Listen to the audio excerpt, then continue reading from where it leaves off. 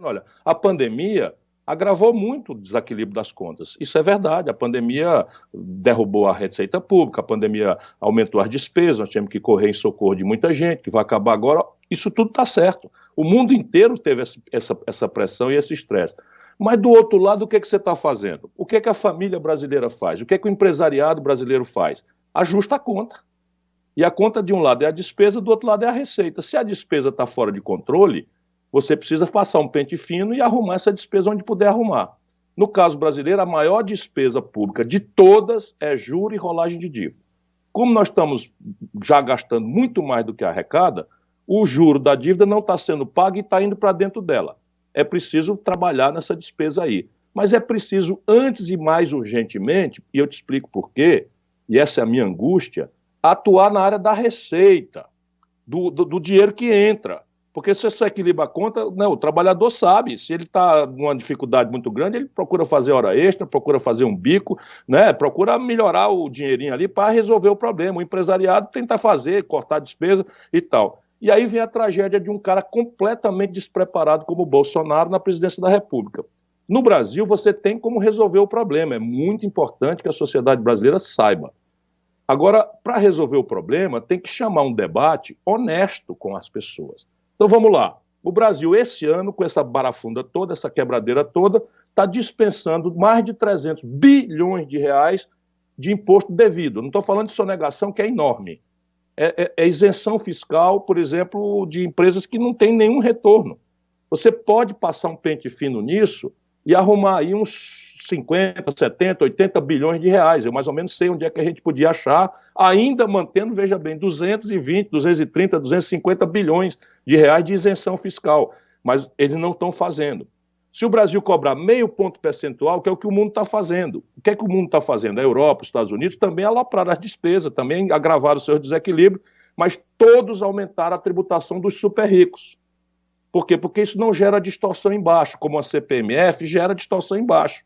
Mas o super rico não. Se você cobrar, como o mundo inteiro cobra, um imposto sobre lucros e dividendos empresariais, que eu já cobrei quando fui ministro da Fazenda do Brasil, com o governo Itamar Franco, a gente arrecada, se cobrar igual eu cobrei, uns 80 bilhões de reais por ano. Só cobrando o que o mundo inteiro cobra, os americanos cobram, os europeus cobram, e aumentaram esse tributo, que é o seguinte: o Banco Itaú, para dar um nome claro para as pessoas saberem, sem nada contra, o Banco Itaú acabou de, quer dizer, pouco tempo atrás, de tirar 9 bilhões de reais para 4 famílias e não pagou uma pataca de imposto. Enquanto isso, o trabalhador brasileiro de classe média paga 27,5% de imposto de renda. Percebe? Isso não existe em lugar do mundo. Lá se vai mais 90 bilhões que a gente pode botar para dentro. Ô, Paulo Guedes, aprende aí um pouquinho, toma nota. O Datena está ajudando aí a gente a te ajudar a resolver esse pepino. Mas o que é o problema? O problema tudo é interdição mental. Se a gente cobrar, Datena, 0,5% a 1% dos grandes patrimônios acima de 25, 30 milhões de reais, a gente arrecada mais 70 bilhões de reais.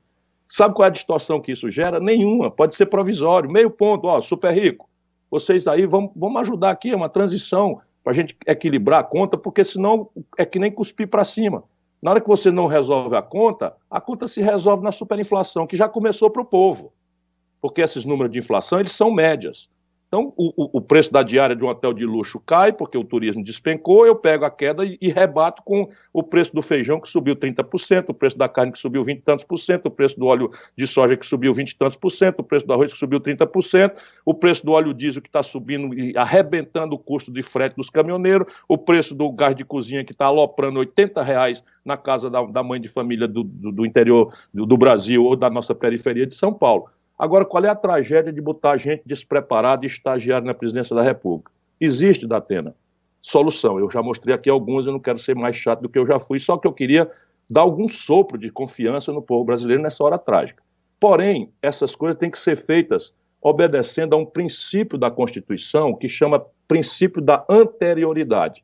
O que é o princípio da anterioridade? Só posso mudar a estrutura de impostos, de tributação de um país para ela ter vigor no ano fiscal seguinte.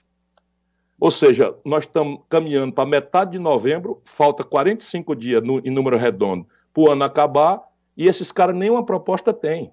Essa é a tragédia de um despreparado como o Paulo Guedes e um tarado, amalucado, boçal, imbecil como o Bolsonaro na presidência da República. Percebe? Então, 45 dias falta para a gente tomar decisões que, se tomadas agora, tem efeito no ano que vem. Se não for tomada agora, se for tomada só em 2021, só vai ter efeito em 2022. Aí, meu irmão, Maria já foi pro brejo.